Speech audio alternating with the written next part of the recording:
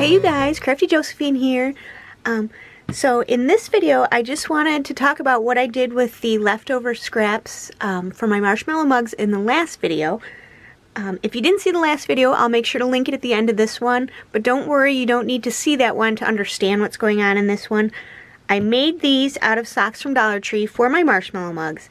And in that video, I tried stuffing them at one point with some fiberfill to see if I liked it, you know, all stuffed up when it was on my marshmallow mug. And I didn't really like the way that looked, so I just ended up going with kind of, you know, the slouchy look on the mug. But then, as I was thinking, I had so much extra sock left, and then I used a leg warmer for the pink one. I had so much left, I was like, well, maybe I'll just try making shorter hats that fit closer to the marshmallow mug's head. And I liked that too, so I have now the slouchy hats, these ones here that are longer and slouch over to the side, but I also have these ones that are just smaller and fit real close to their heads. So that left me with these little pieces still. After I, you know, cut shorter hats, I had these little pieces that were left. And I'm always thinking, well, do I keep that or do I just throw it away? But I thought this is just like the perfect amount that I would use on my gnomes when I'm making mittens. So I thought, well, maybe I could use some of these leftover pieces to make hats for my gnomes and also some mittens to go with them. So I'm just going to turn that inside out. Now, the pattern I'm using for the mittens is a sewing pattern. You could probably cut some mittens out of felt if you wanted to and use a glue gun to glue them together if you're not a sewer. But as you can see, I'm probably not going to be able to fit two of these mittens on here. So I'll probably have to go ahead and cut the bottom of this one off so that I can get a second mitten. And then I'll only get one pair of mittens out of these gray trouser socks, but that's okay. But I'll probably be able to get two pairs of mittens out of my leftover leg warmers, so that'll be good. But anyway, so I'm going to go ahead and start cutting out my mittens for my gnomes. And I have this pen from Joann's. It's called Mark Be Gone. I don't know if you can see that okay. Let's see here. There we go. And it's white, and it does come out.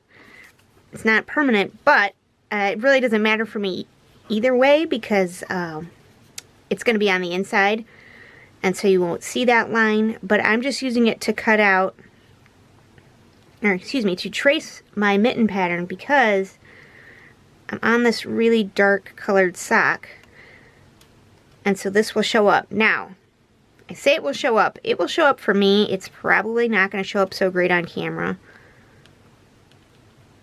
But if you're tracing on like black fabric and you don't have a white marker, these are nice ones to use. I might just do that one more time. I can faintly see it, but second layer.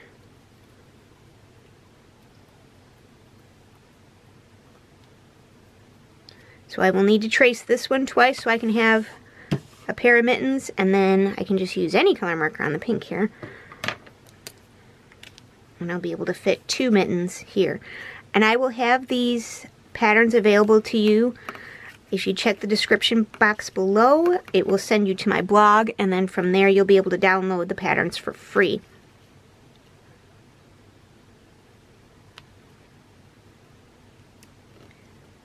And I'm just using the first marker that I grabbed. And again, it's probably not going to show up so great on camera, but you get the idea. I'm tracing the pattern, and then I'm just going to cut it out.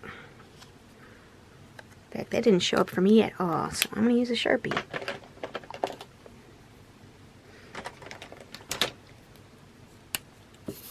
That's what I get for using the first thing I grab.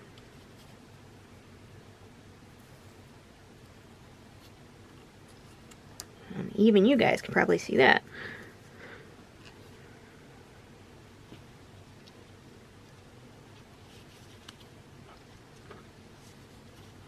My sweater's curling up on me. Get it to flatten out.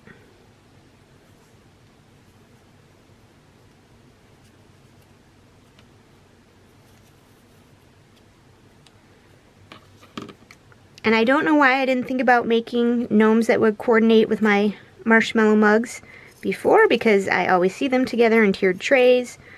So of course that's a good idea to use the same sweater to make some coordinating gnomes to go with my mugs.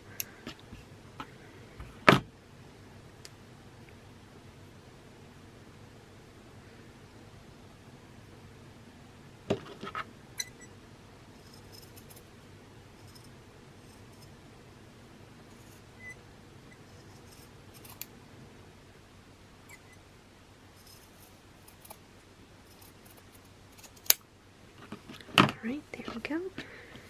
And then I'm going to need one more mitten out of this. So I'm just going to cut the bottom half of this sock off, and I'm going to use this one to measure.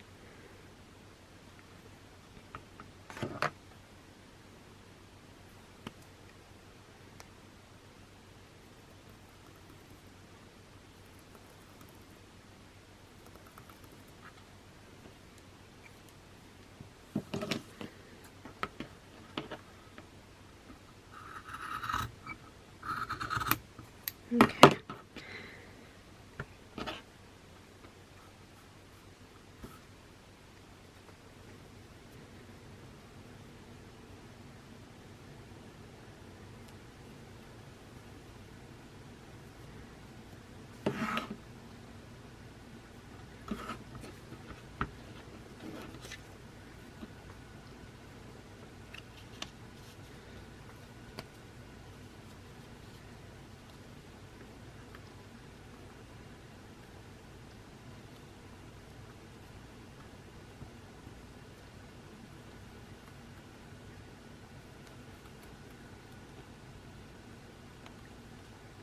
So do you guys make a lot of things for your marshmallow mugs?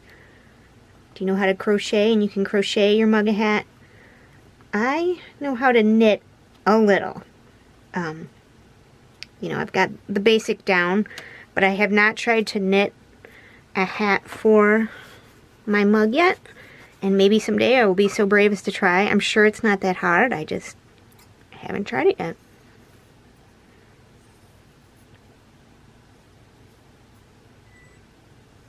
And again, I know it's hard for, you probably can't see where I traced. But it's there.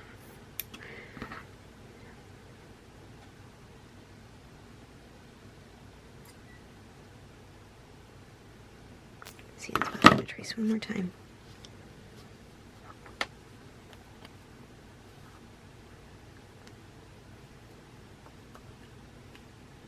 I remember when I was little, and my mom is still a very big sewer, and she used to always complain about working with black fabric, and I was just like, yeah, whatever.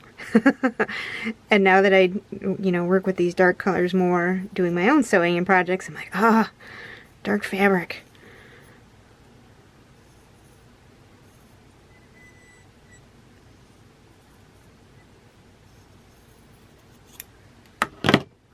Alright, got my mittens cut out. Okay, so for my sewers, if you've seen any of my other gnome videos, you see that I make my gnome bodies a cone shape. And again, the patterns will be on my blog, and the link will be in the description box below. So I'm just going to go ahead and cut this pattern out of, I decided to go with white for the gnome body this time.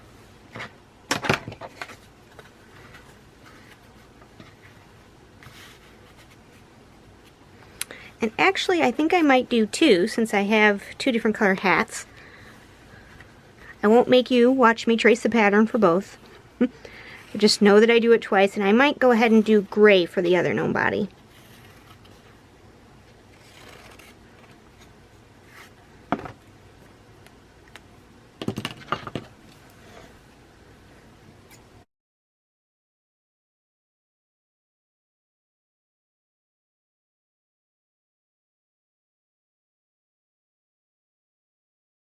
I'll be heading over to the sewing machine and sewing these parts together. And I know sometimes when I get over there it's a little bit harder to see exactly what I'm doing, but what I'm first going to do is sew this rounded edge here all the way around, pinning as I go, of course, all around the bottom here. And then once that's stuck on there, I'll be sewing up this edge and leaving a hole to put my rice bag and my filling in. And you could leave your hole at the top or the bottom. I usually just do the bottom because that's my personal preference, but whatever works the best for you. Alright, so we'll be over at the machine. One more thing before I start sewing. I decided that I'm going to have my gnomes holding some things, so I went ahead and cut out some arms. Again, those patterns will be included on my blog for free. But I have arms that I'm going to sew for the gray gnome and arms I'll sew for the white gnome. So now we can head over to the sewing machine. Okay, so I've attached my two pieces of the gnome body together. We've got the bottom circle and then the quarter circle bottom part is pinned to that, so then I'm going to sew my cone shape. Get you closer to the machine here. There we go.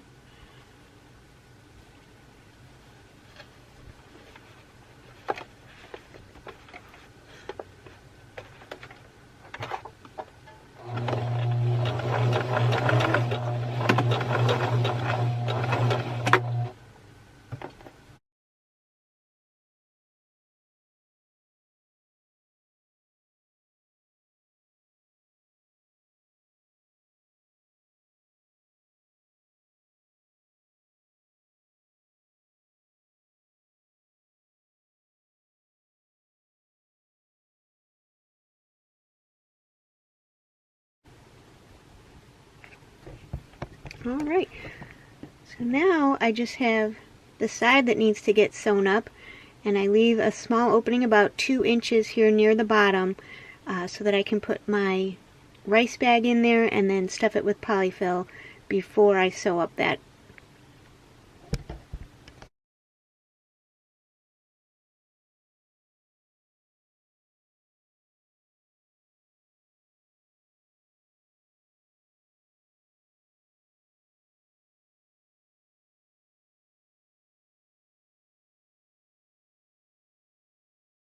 Okay, now that I've sewn my gnome arms and the body, I'm going to move on to a mitten.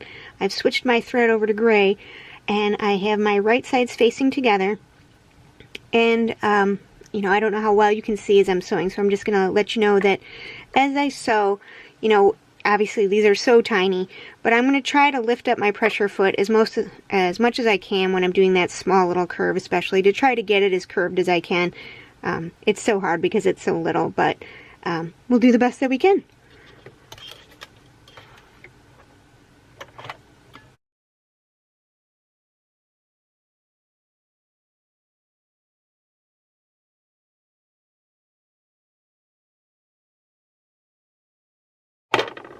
Alright, there we go.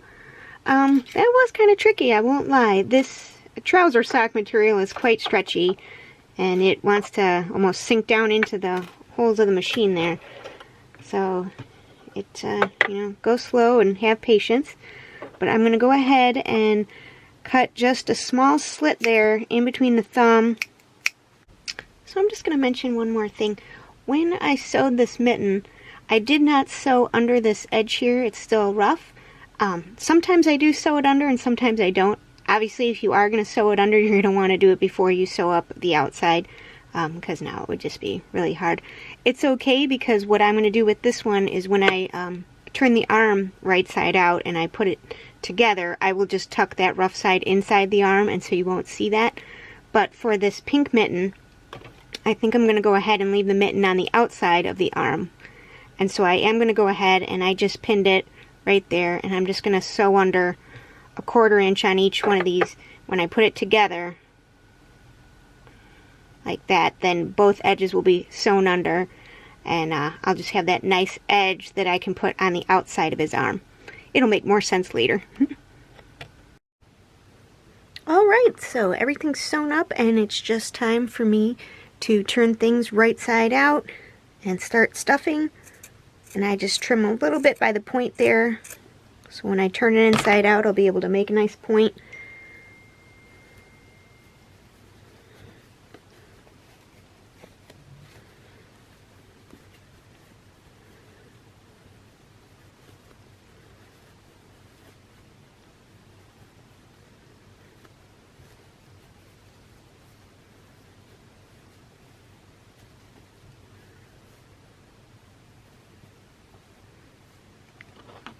I'm going to use my scissors to get that point. These ones aren't super sharp, and I'm not going to push very hard because I don't want to cause any tears in the cone, but just enough to get that point through there. And I'll do the same for my other gnome.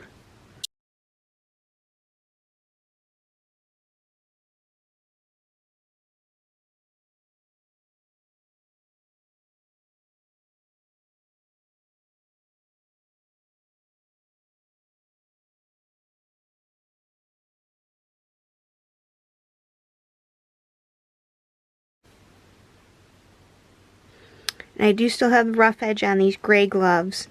I did sew the pink ones under, like I mentioned. And so when I go to glue these on, I'll just tuck that inside there so you won't see that rough edge.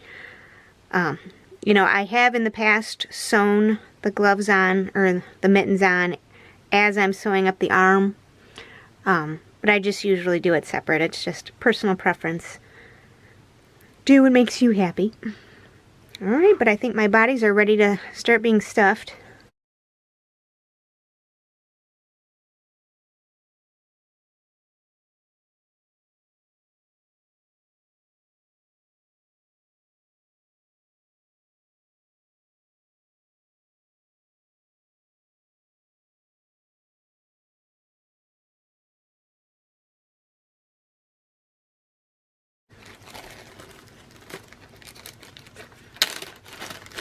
Alright, so I've got a plastic baggie filled with, I'm going to guess, about a half a cup, maybe a little less, of some rice.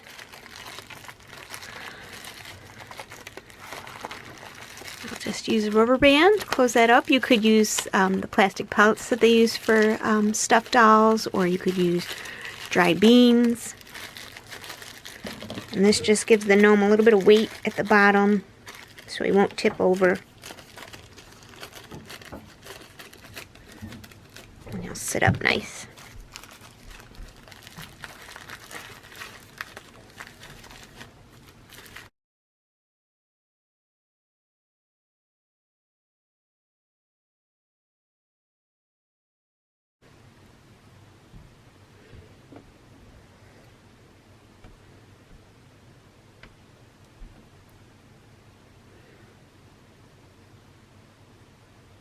Once I get that as stuffed as I want it, I will just go ahead and get that seam ready there. Pinned and ready to be sewn. I'm just going to do a ladder stitch.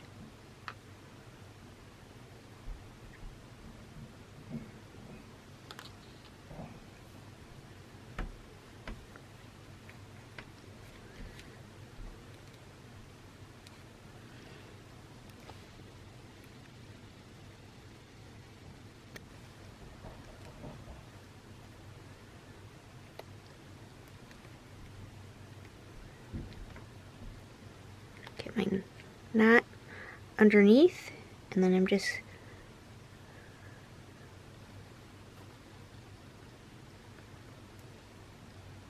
pulling, then I'll cross over to the other side.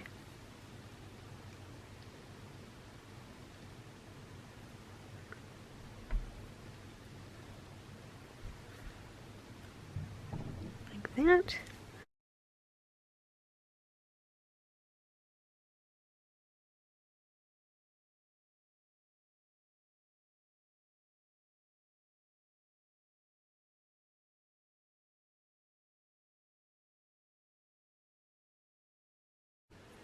Alright, so I'm back after sewing up my second gnome, and I've just been playing around with what beards I wanted to pair with what hat, and I actually had this white beard pre-cut from a previous project, and so I'm going to go ahead and just go with that one for this gnome.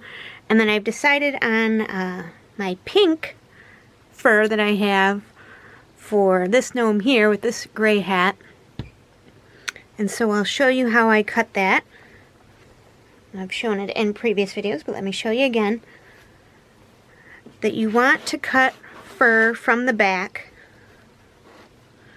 and not from the front.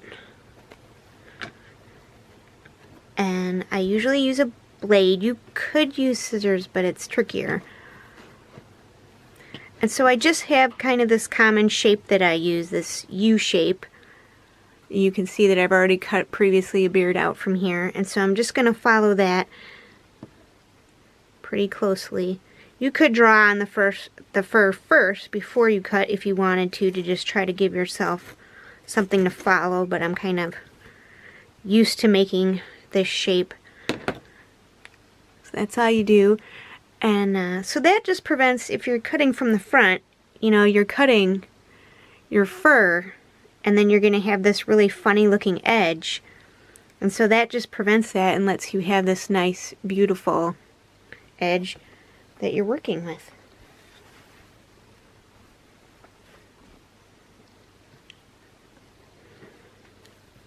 And we can get to gluing these on.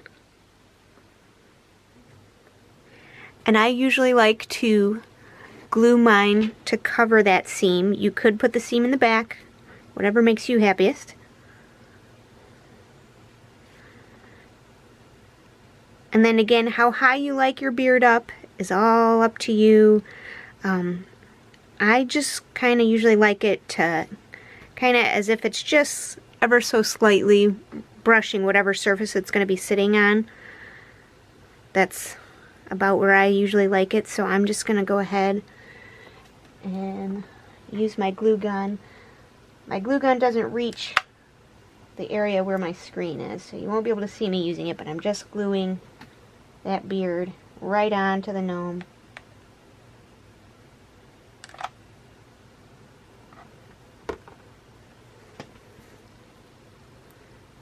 Like so. And push that down, give it a little time to dry.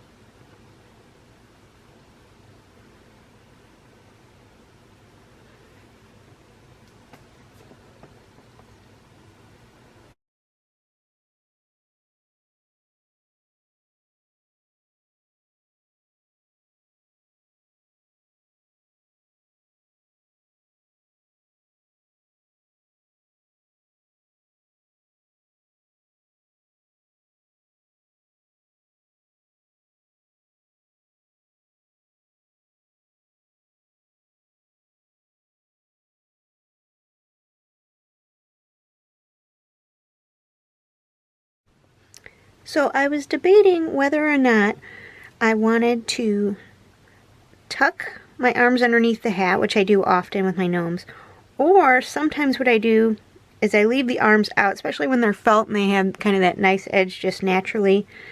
And then what I do is I attach the arms with a button. And usually, you know, it's just what I'm in the mood to do. A lot of times it all depends on how much is already going on with the gnome. If I have a real patterned hat, maybe I don't want to add so much extra stuff like, you know, the button to compete with what's going on with the hat or, you know, whatever the gnome is holding. But since this gnome is pretty simple, you know, solid colors, not holding anything that's real decorative, the pattern, you know, I don't have a patterned fabric on the arm like I do sometimes with my Thanksgiving gnome or my bee gnome. I think I'm going to go ahead and attach with a button to give it just a little bit of extra personality there. And also before I do that, I don't always add wire to my gnome's arms, but I'm going to do that this time too. That way I can bend it while he's holding the mug. And I just wanted to show you this wire here. I do have craft wire, but I also have this wire, which I actually just took out of, I think, like my 2020 daily planner that, you know, I recycled the pages and I was like, well, I got all this wire. Instead of just throwing it away, I might as well use it. So I have these wire cutters, and before I cut that, I'm just going to use it to bend that edge because obviously that end can be kind of pointy and sharp, and I don't want that to bust through my gnome's mitten. So I just try to round that off there so that it won't poke through. And then I go ahead and put it through the arm until I can feel it in the mitten. And then I'll just cut this a little bit longer so that I then have enough left to bend this end under. I'll pull it out just enough to do that.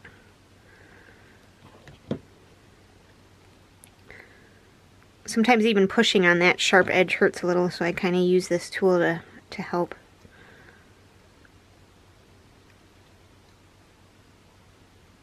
Close that down there and push that back in.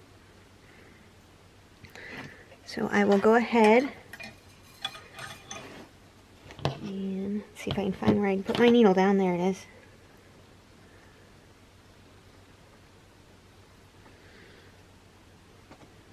And then, you know, also another choice you get to make is what color thread you want to use. And I think I'll go ahead and use the contrasting thread and go with gray on this one. So the first arm I'll place right about there.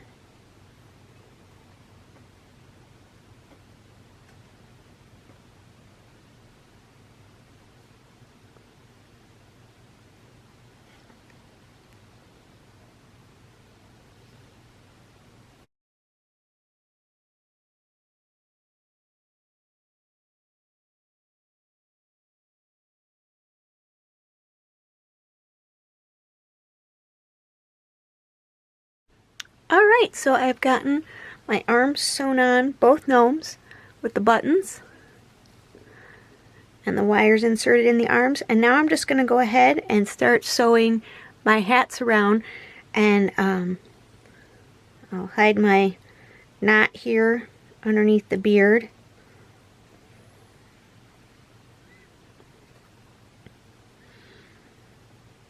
And when I come up, and especially with these trouser socks that I got from Dollar Tree, I'm going to want to make really, really small stitches so that you can't see where I came up with the thread, just enough to catch the hat.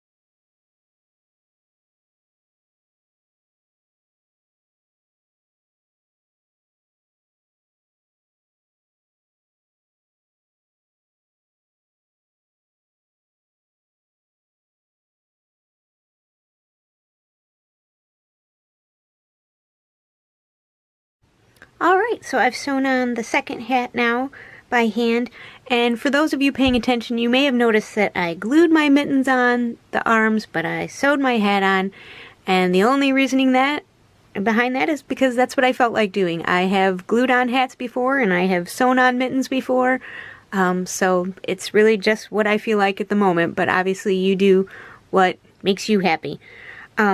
So at some point I'm going to stuff inside this hat and then gather it to put my pom-pom on.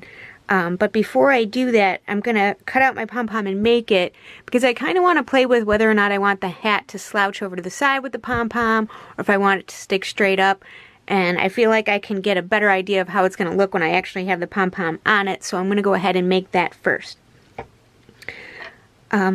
So I'm going to cut my fur again using a blade on the back, and I'm just going to eyeball it again because I've made a few of these, so I'm kind of just getting in my brain the idea of how big it needs to be. And you can see I kind of have this nasty edge of the fur here that I'm going to avoid. And I'm just going to cut a circle. It doesn't have to be completely perfect because the pom-pom will hide a number of errors, but even if it's not perfect and it's really bad, I can always fix it. Either with the blade or being very careful with a pair of scissors. Alright.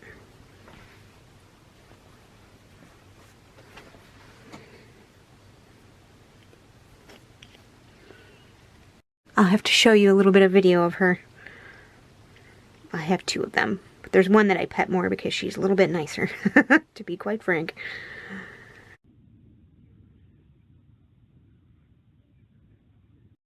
Alright, so I have my knot at the end of my thread here, and again, I'm just going to poke in through this side so that my knot is on this side of the fabric. And I'm just catching a little bit of the fabric, coming right back up. I'm going to go around in a circle. I can do several stitches at once, nice big stitches.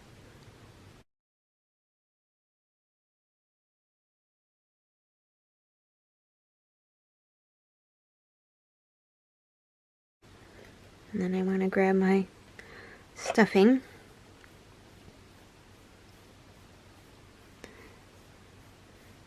So I normally choose furs that the hair isn't so long on them, like this for mine. But this is the only shade of pink that I have, unless I, was going to go get another pink one from the Dollar Tree. But I'm just going to go ahead and use what I have, and I'm okay with it. This one was a little bit longer that I made for the Marshmallow Mug, and I still think it's pretty cute. So I'm going to be okay with this being a real furry pom-pom.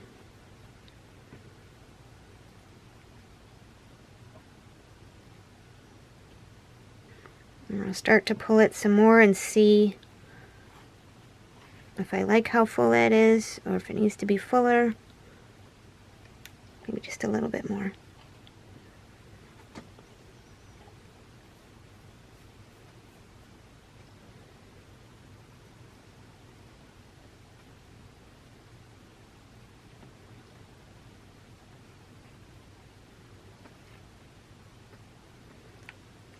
And you gotta pull it as tight as you possibly can. Make sure that fiber fill is staying inside.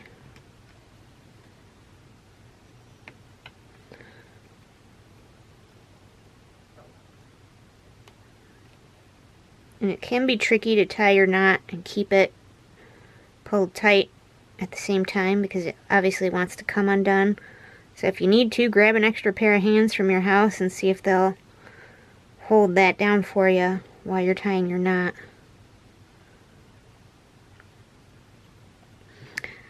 And then just to sew it shut a little bit more, I'm going to go across. You can see where my thread is coming up. And so here's my hole, and I'm just going to go across to the other side and just catch a little bit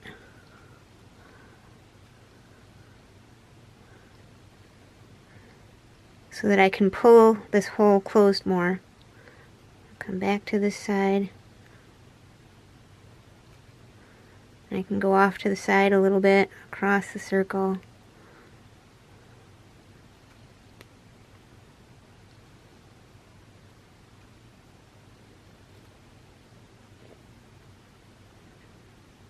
And there's still just a little bit of a hole there. And obviously you can go back and forth as many times as you want till you feel that that hole is closed up enough. I'm happy with that. So again, I will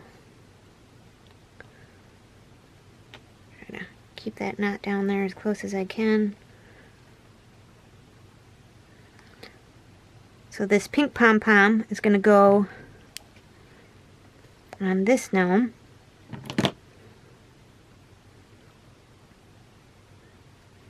That's crazy. And you can even trim it down too if you have a real long fur like this, which maybe I'll end up doing. We'll see. But like I said, I'm trying to decide if I want this to be straight up like that. What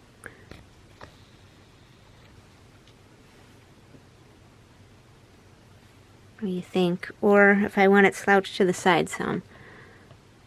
I think I'm leaning towards slouch to the side. So I will still stuff this hat, but I'm just not going to stuff it really, really full.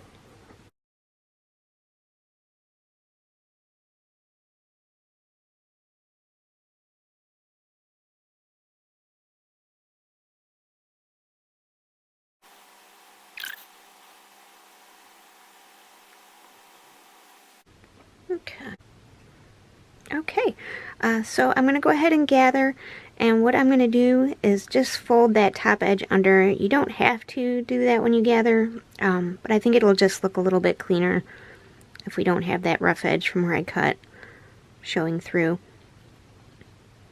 So I'm just folding that under, and very similar to making the pom-pom, just making nice big stitches going all the way around my circle.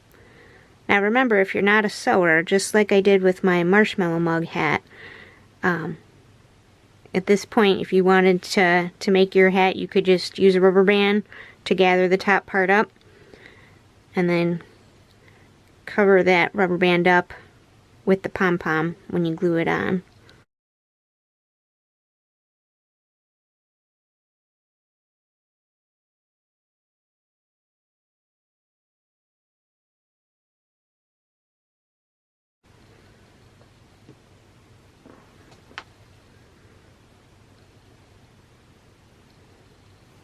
Alright, so I'll go ahead and sew my pom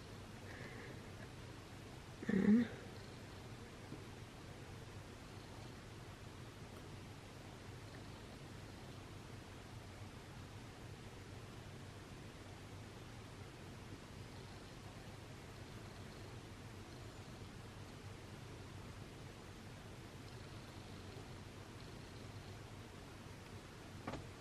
Catching a little bit of the fabric down here at the bottom.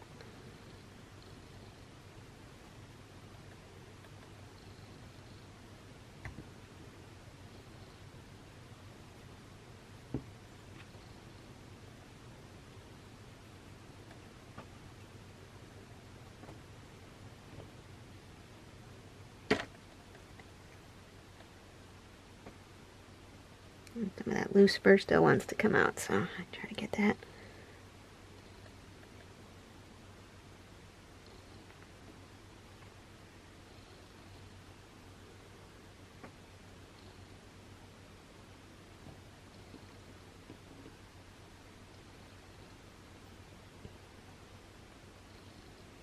Alright, once you've gotten that pom on there, knot it off.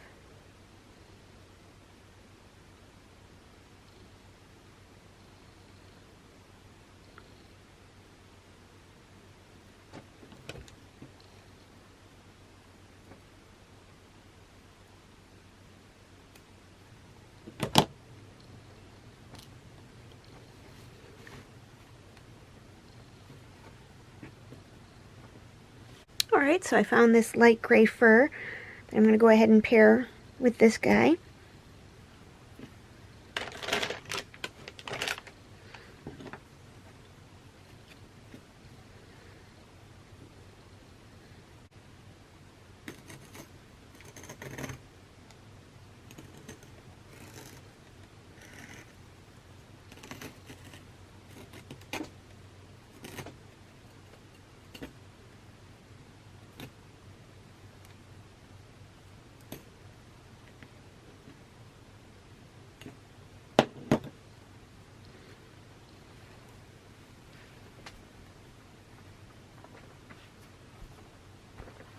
In case you're wondering, that circle size there is about, let's see, about 3.5, I'd say.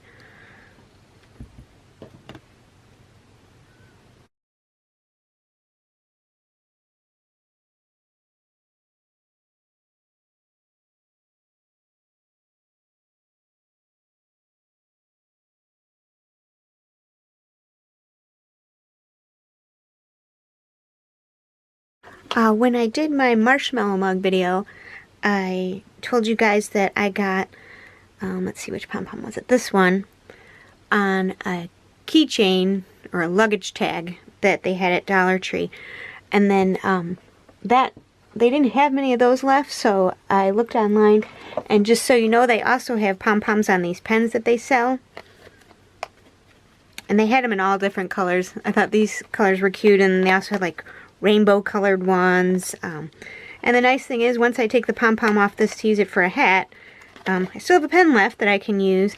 And I've never bought a pom-pom at Hobby Lobby or Joann's, but I'm pretty sure if you bought one there that, you know, you would pay more than $1 for it and not have a pen left when you're done, so not a bad deal. Alright, I think that's stuffed enough. Yeah. Go ahead and fight to Tie my knot again.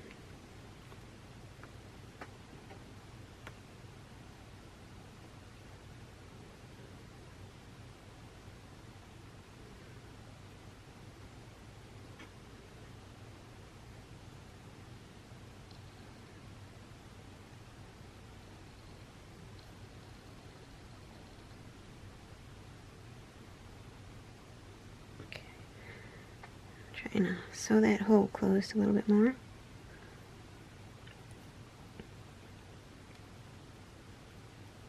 And honestly, this step is probably kind of optional because you can barely see the hole, and then once you attach it to the hat, you'll see it even less, but it just makes it a little bit neater.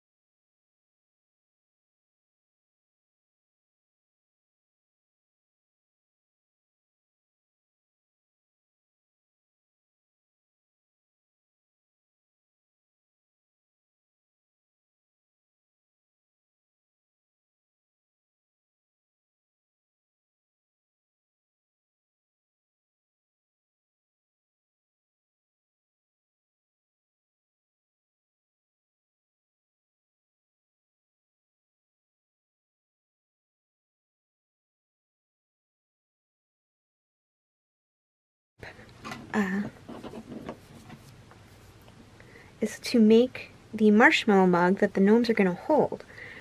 And I think I told you that I watched a video about by the Pink Hutch where she used this Crayola Bottle Magic in white to make marshmallows, and then she put them onto straws. And I will link her down below in my description to see how she did that. But I'm going to make these actually a little bit smaller.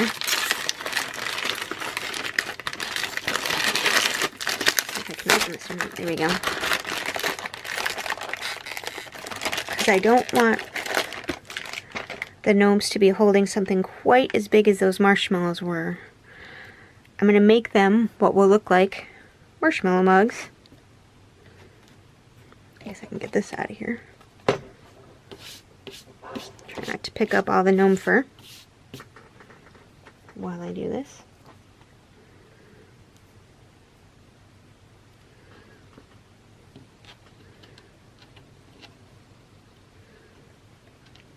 So I'm basically just going to try to pinch these into kind of a rectangular mug shape.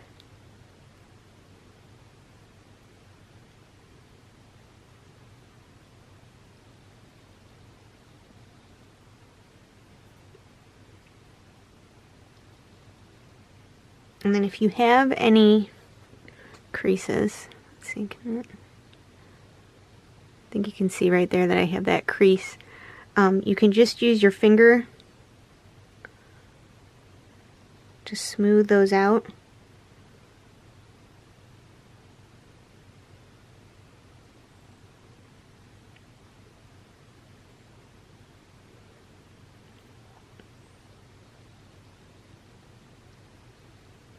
And also keep in mind that these are going to be going in the gnome's hands. So the way I see it is if you just get one really good side out of this, you're doing okay, because that's probably all it's going to be seen once it's in their hand anyways. And I'm just going to put this in his hand for size comparison. And I think that's pretty good size. The other gnome out.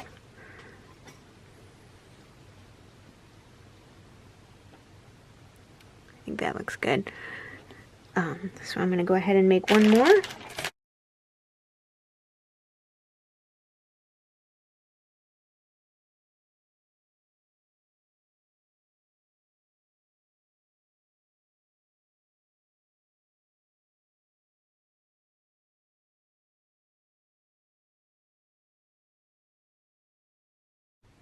Alright, so when your marshmallow mugs are reasonably dry, you can start decorating them. And I'm just going to use some acrylic paint.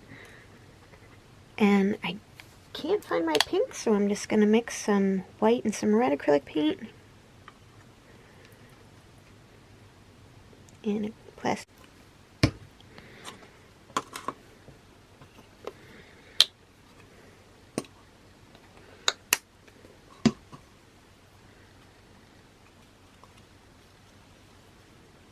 And this is even way more than I'm going to need, but it's like almost hard to get a really small amount to come out of the container, so.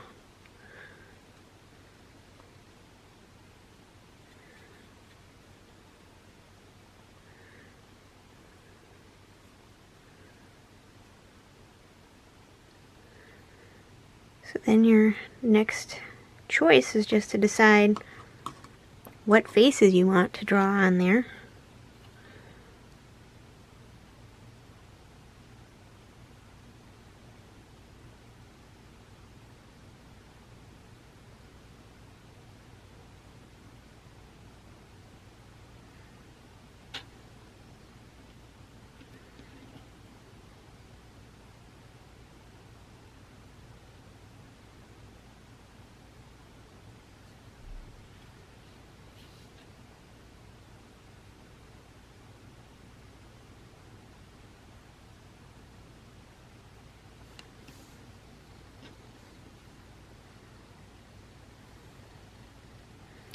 This one's going to be a little tongue.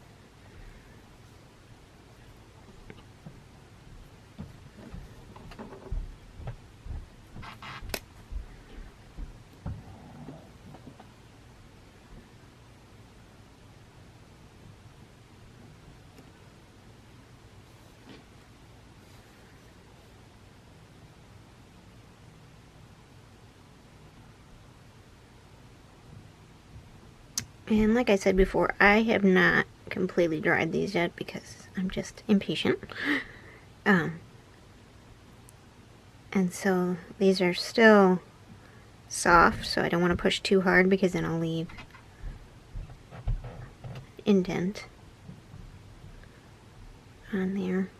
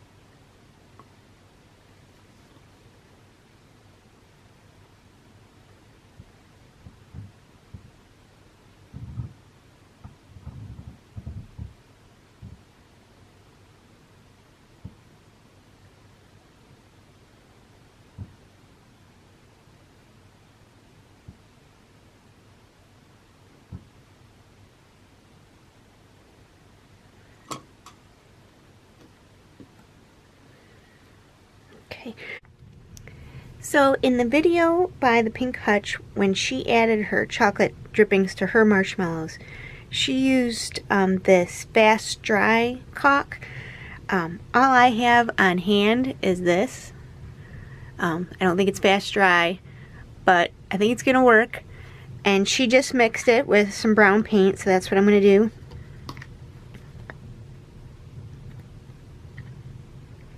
Stuff does not come out very easy, so get ready. But the good news is I don't need very much, because these are pretty little.